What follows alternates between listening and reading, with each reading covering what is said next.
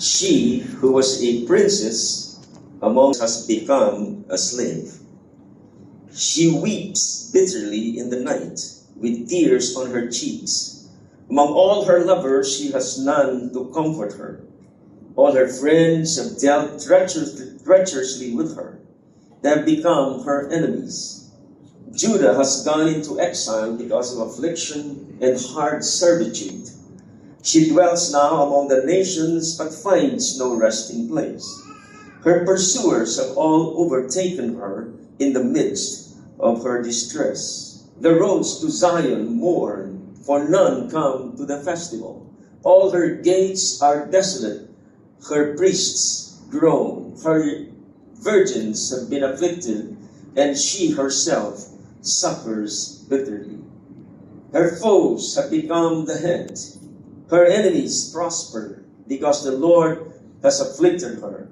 For the multitudes of her transgressions, her children have gone away, captives before the foe. This is the word of the Lord. Let's pray. Thank you, Lord, that again we can come to you and listen to your word. Help us not just to understand it, but also put it into our heart, and most importantly, respond to it in obedience. Thank you, Lord, for each one here, my brothers and my sisters who have come, even for those who have joined us for the first time. May you speak to us, Lord, according to your word. In Jesus' name, amen. Please take your seats. Lamentations. How many of you have read this book? Okay. How many of you enjoy reading this? Those of you have read this? This is certainly not a popular book in general. Of course, when you look at chapter 3, at the very core of this book, the steadfast of the Lord, there is His mercies are new every morning. That's the more popular portion. And whoever is preaching that week, I think that's a little bit more encouraging and a little bit more easy, I guess, to study and to preach. But the whole Lamentations is a very, very despairing book, because it's a lament. Interestingly, the author is very poetic, because the whole structure of the book is an acrostic of the Hebrew alphabet. Chapters 1, 2, and 4 follow the acrostic of from the first letter of the Hebrew alphabet to the last letter, 22 letters in the Hebrew alphabet.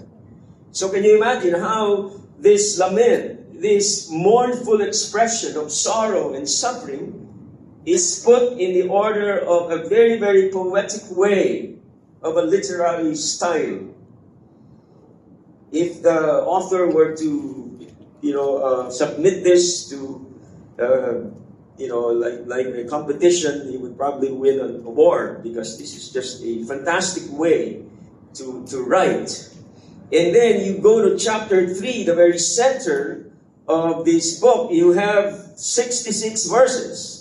And what the author does is he uses again the 22 letters of the Hebrew alphabet, but he devotes 3 verses for each of the letters, so you come up with 66 verses. In chapter 4, he does the same thing, using the Hebrew alphabet again as an acrostic for this poetic way of expressing lament. You go to chapter 5, it's a little different. The author doesn't follow the A to Z, as it were, of the Hebrew alphabet, but still 22 verses. So, in the midst of the way that the author was experiencing lament, he wanted to make it a poem, a poetical way of expressing groan and mourning and lament. And we have the privilege of reading this and appreciating how the Word of God is just a superb book with various ways of expressing God's Word to us. But the issue is lamentation, because this was when Israel or Judah was ransacked by a foreign power. I don't know about you, but when you see devastation in any place, such as this picture here, I know some of you who were already alive in 1990 in July in the Philippines, and this is the famous Hyatt Hotel crumbling down. This is just one of those buildings that crumbled down because of that earthquake that killed almost 900 people, not just in that city, but in other cities. Can you imagine the devastation? I remember about a week after that, I had to go there to look after our workers that I had the privilege of overseeing. And the churches scattered all around the other places there. I couldn't forget it because I could smell the stench in the city because there were now dead bodies still buried under the rubbles. Can you imagine? Families, children, fathers, mothers. A little over 10 years later, Mensch and I had the privilege of going to another devastated city. And man, if that city in Baguio was hard, this was more horrible. The place where we went, it was just devastated by war. And, you feel like the chaos, the misery, can you imagine people groaning, people mourning over death and over that's the loss of property, but the loss of lives. And then about 20-some years later, you see this devastation once again in another city here in our part of the world. And I can imagine this little girl, I don't know, maybe she lost her parents. Imagine the rubble, the devastation, the loss.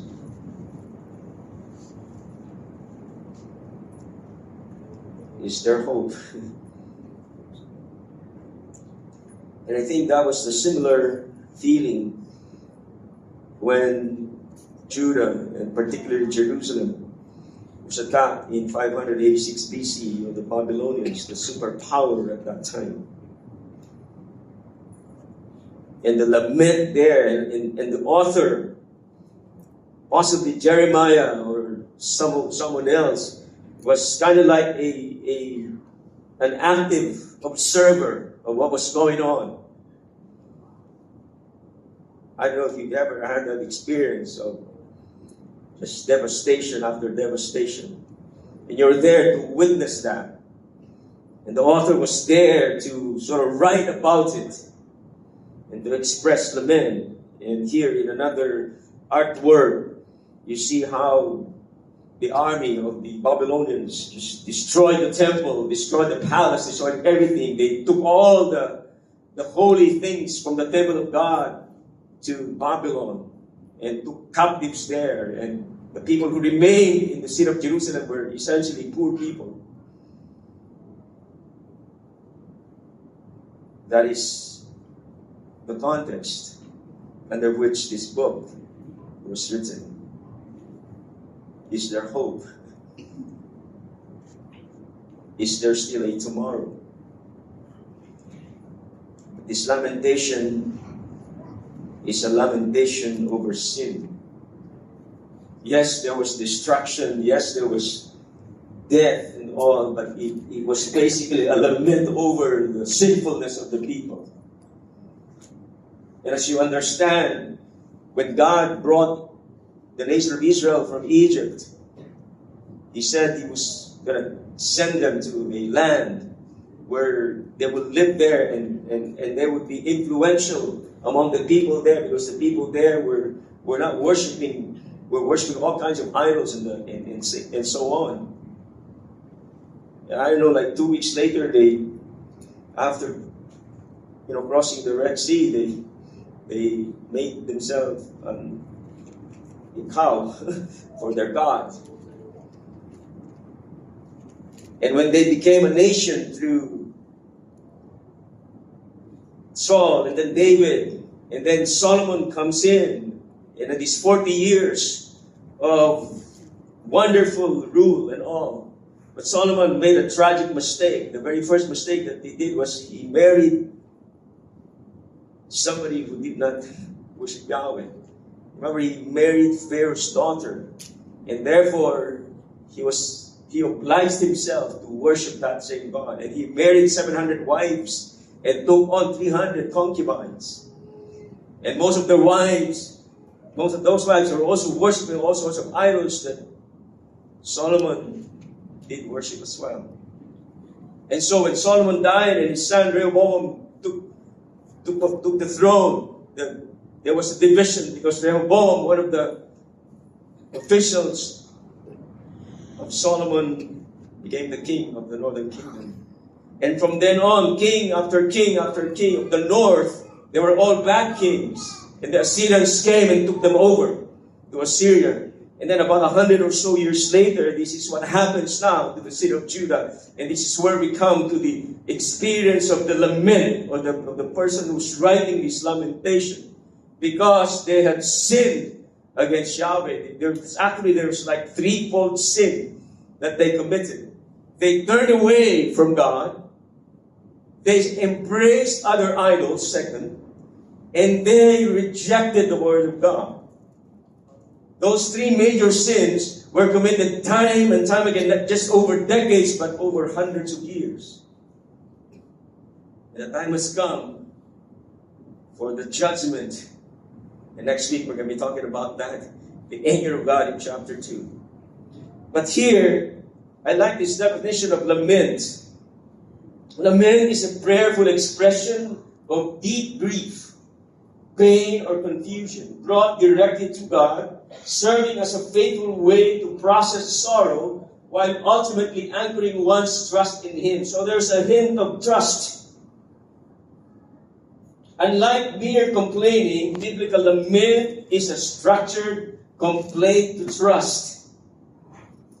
It's a process that includes crying out to God and asking why, but also recommitting to hope. Somehow, the writer of Lamentation is showing us that there's hope in the midst of this lament over sin. And like I said, in chapter 3, we're going to see more of that. And here is how the writer describes the lamentation of the people. It says, once so full of people, describing Jerusalem and the whole of Judah, now deserted. Have you ever been to a place where it was teeming with people, now all of a sudden it's deserted? That's the picture. Once great among the nations, now a widow. In other words, the husband is gone. Imagine the picture here. They were supposed to, one of the pictures that God uses in His relationship with Israel, that God was like the husband and Israel was the wife. And so she has become a widow. And the concept of a widow in those days was helpless, hopeless. Once a queen, you see that I think in the NIV, in other translations it's called princess, now a slave, from way up here to way down here. See the description of what happened and the lament over these things. Affliction, harsh labor. They were gone into exile, and even their children became captive before the foe. Because the Lord has afflicted her for the multitude of her transgressions. There you go, multitude of her transgressions. They sinned grievously, Jerusalem. She became filthy, and her uncleanness when it was in her skirts. If you read verse 9, for example, it says affliction. In verses 11, it says groan. Verse 12, suffering. Verse 18, groaning. Verse 21, distress. Verse 22, groans. All these groans, groaning, distress, and so on, suffering and sorrow. They're all a combination of lamentations. Because the transgressions have been bound to a yoke. You understand that? Their sins have been bound. It's like they've been yoked. They can't get away from their sins because they're so buried in their sins. Jerusalem has become a filthy thing. In other words, they can no longer come to God because they were filthy. God is holy. And God has to deal with them because of all the transgressions. And by the way, if you read Lamentation, you notice that there are quotation marks. Okay, those quotation marks are the speech, in a way, of Jerusalem personification. It's like the Jerusalem is like speaking as a person and lamenting. And then and the ones that are not in quotations were the author's lamentation. So there are two speakers in this book.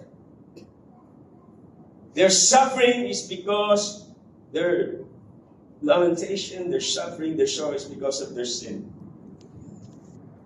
They suffer because of their sin, and they brought all this disaster upon themselves.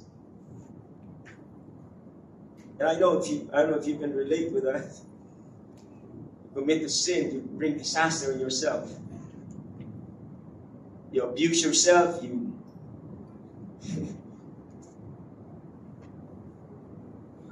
become unfaithful to your spouse, you bring something on yourself. Every sin, you bring trouble upon yourself. And so there are sufferings that are caused by sin. Not all sufferings are caused by sin, of course. Such as, the example of Job and Joseph. Their suffering was not because of sin. And if you read 1 Peter 1, 6 and 7, I don't have time to read that for you. Read that when you go home. Suffering is a means of sanctification. Peter says that our faith is like a gold that goes through the fire. Have you ever experienced that? The pain and suffering, but God is working on your character. And also suffering can be a way to witness to people. If you read 1 Peter chapter 3, 14 and 15, it says, if you suffer for doing good, that's really okay. And then when people ask for the hope that is in you, then you have something to say. Have you experienced that? You've gone through trouble, you've gone through pain, and then someone also goes through that, and they see you're behaving differently, and that becomes a witness to them. But that's not the suffering we're talking about here in Lamentations. Their suffering, their sorrow, was because of this prolonged and decades, if not hundreds, of sinning again and again and again against their God. And what does God do? Well, He laments with His people. If you read Ezekiel 6:9, it's very related here. God was grieved by the unfaithfulness of His people. Remember, they were supposed to be Yahweh's wife. Much like us today, we, the church, is the bride of Christ, right? But they became unfaithful.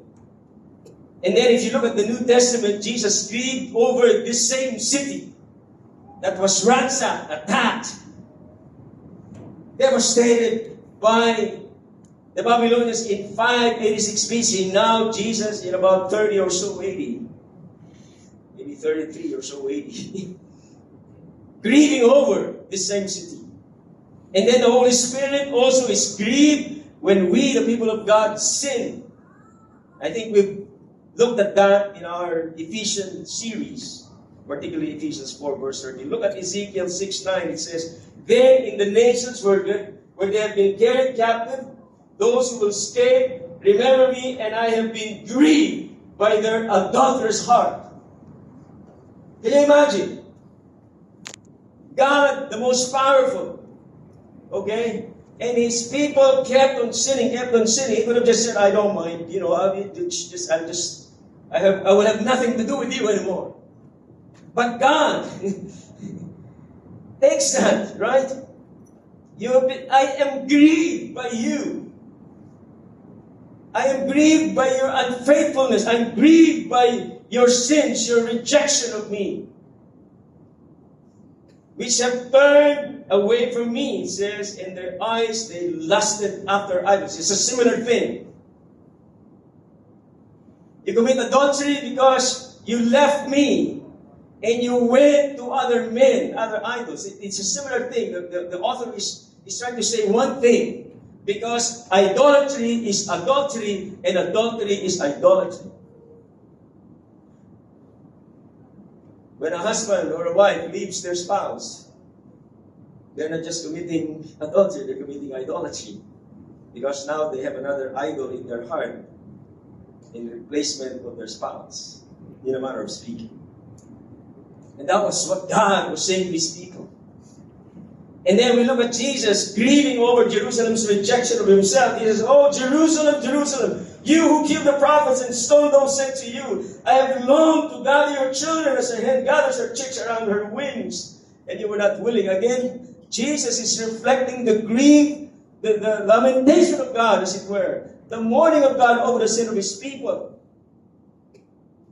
And he uses another metaphor here about the hen gathering her chicks and wanting them to come under their wing or her wings, and they were not willing. They were rejecting. And Jesus mourns over people who reject him. And the Holy Spirit finally mourns. We grieve the Holy Spirit because it says, do not grieve the Holy Spirit of God, with whom you were sealed for the day of redemption. Get rid of all bitterness, rage, anger, brawling, slander, along with every form of malice. If you read more and more of this chapter there, you'll see all kinds of sins listed there. But the point is, whenever we sin, we grieve the Holy Spirit of God. And sometimes we suffer because of our sin. And God kind of like grieves with us. It's kind of like a son or a daughter who's gone haywire, you know. And you feel that. If those of you who have children here, if your children does something terrible, you feel that, right? You not just commiserate, but you grieve.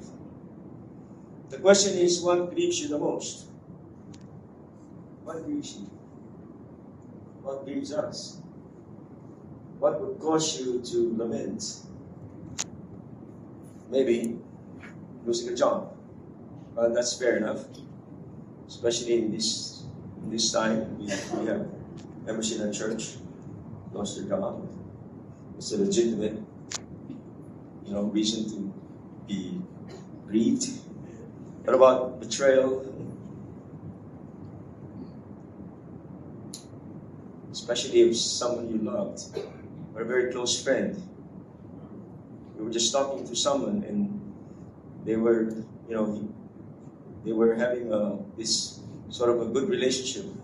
It's kind of like courtship and so on. And all of a sudden, the other person just left and never said anything.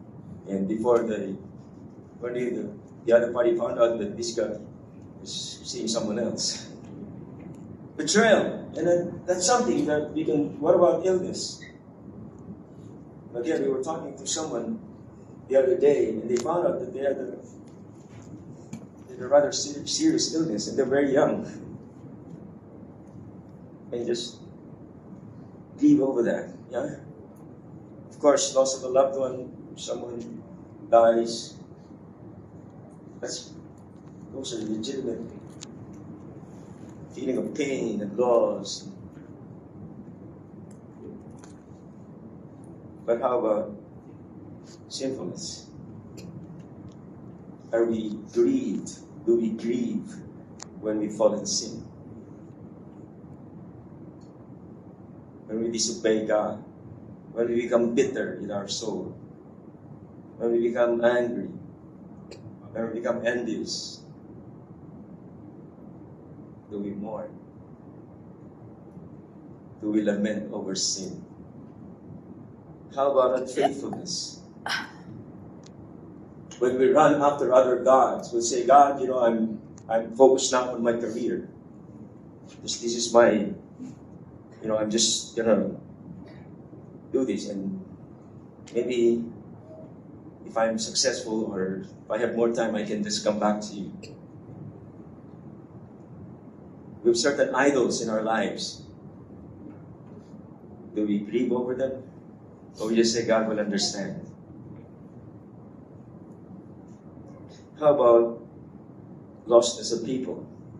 People who are just confused, lost, they don't know what to do. They're troubled deeply. Do we grieve over them?